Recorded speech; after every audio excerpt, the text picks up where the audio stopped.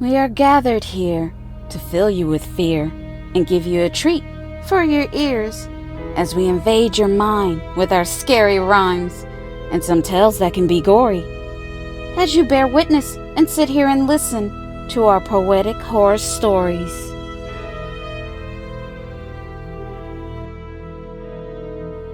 Happy Halloween, boos and ghouls!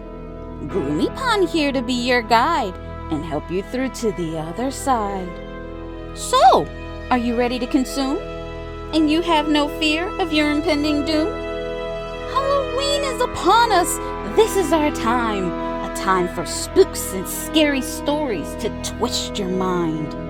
Then you are in the right place, so get ready to embrace. Now that you have your treats and played your tricks, why don't you like, comment, share, and subscribe with a quick click. And with your knife, slash that bell.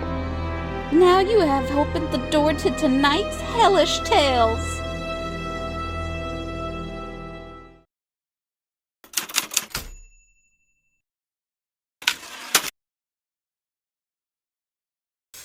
I have an itch that I can't scratch.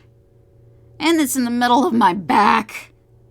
It started off as a tingling sensation that made me twitch and wince from the irritation.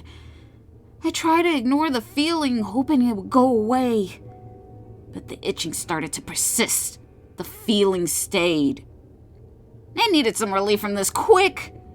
I need to find something to scratch this itch. I went into my closet to grab a hanger to reach the itch, but the hanger didn't do much of shit. I tried rubbing my back against the wall, but this also didn't work at all. I thought I would piss off my cat. If I made him mad enough, he would attack and scratch up my back. But all he did was stare at me, just looking at me with pity. I really need some quick relief. I needed a way to stop the itch, since no one was around to help me. So I started to search. Yes, this will work. I took a sharp piece of glass and dug it into my back. Yes, this will relieve the itching. But now I'm bleeding and need stitches, because I stabbed myself, and now the glass is protruding from my back. All due to an itch I couldn't scratch.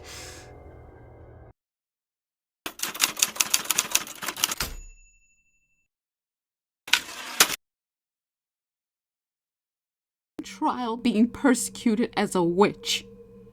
In this modern day and age, who would imagine this? I was accused by an ex-boyfriend. He was pissed I broke up with him, and I believe he just wanted revenge.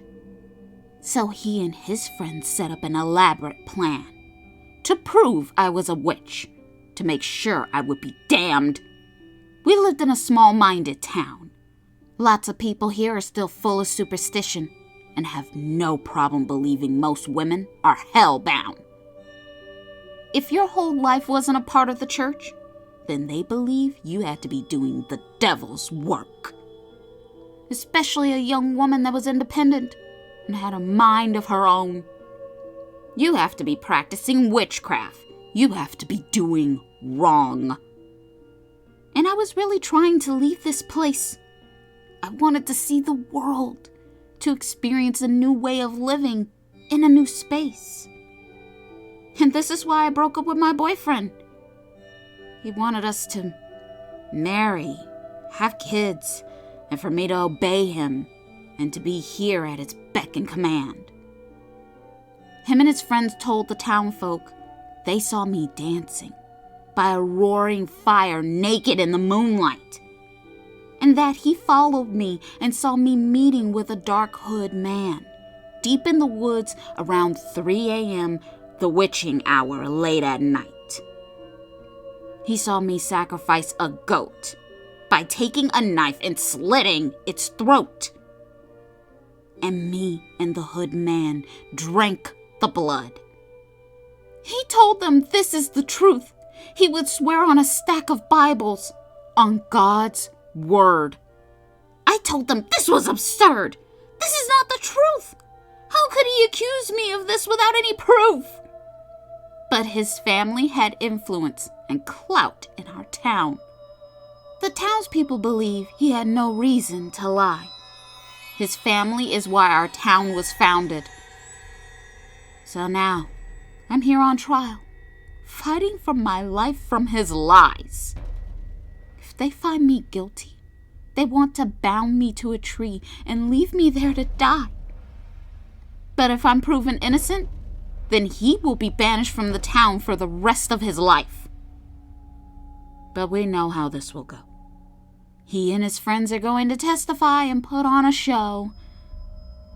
But that's okay, because my grandfather was a practicing warlock, and he taught me some tricks. And I promise, everyone in this town will never be found, and they will regret the day they accused me of being a witch.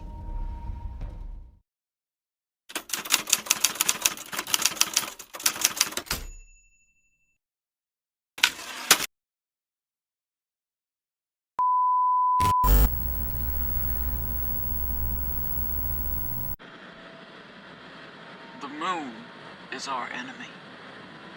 Please don't ignore what I'm saying. Please listen to me.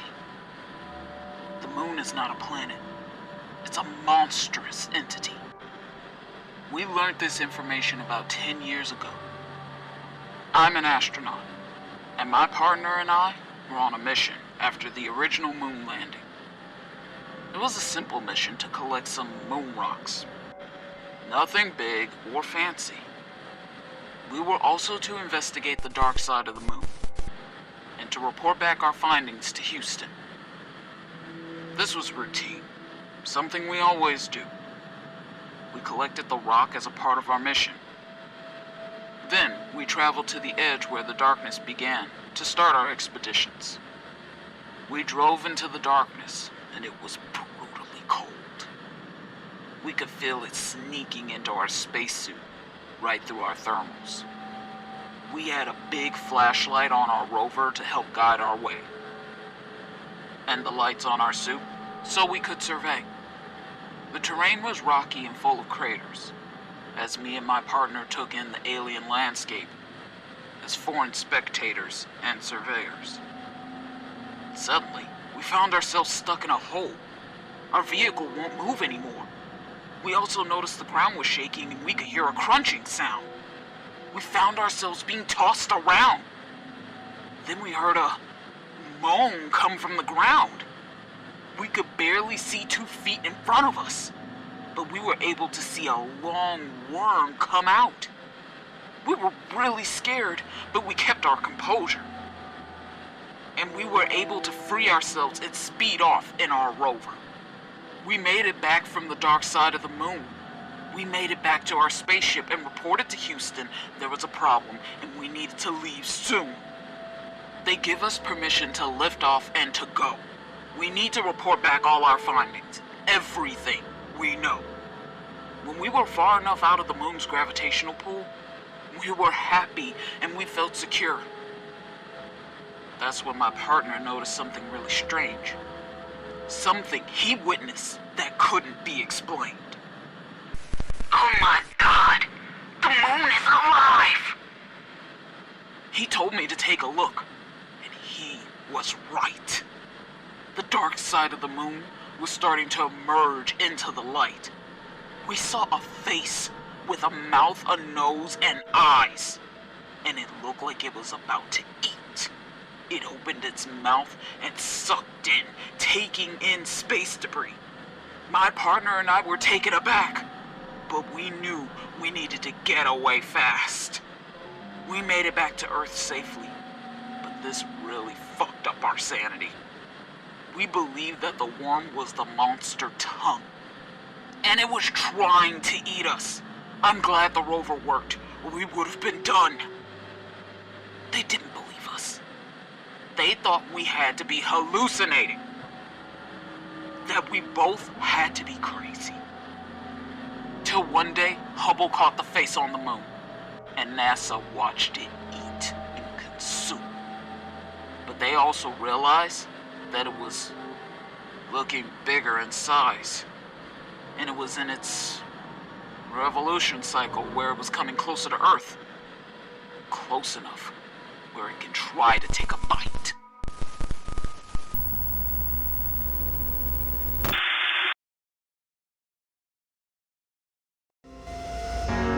So, now that you have your horror fix and enjoyed our killer stories and you got your kicks, your time is up here. It has expired. Your presence here is no longer required. But we thank you for your time and come back soon for more of our poetic horror story rhymes.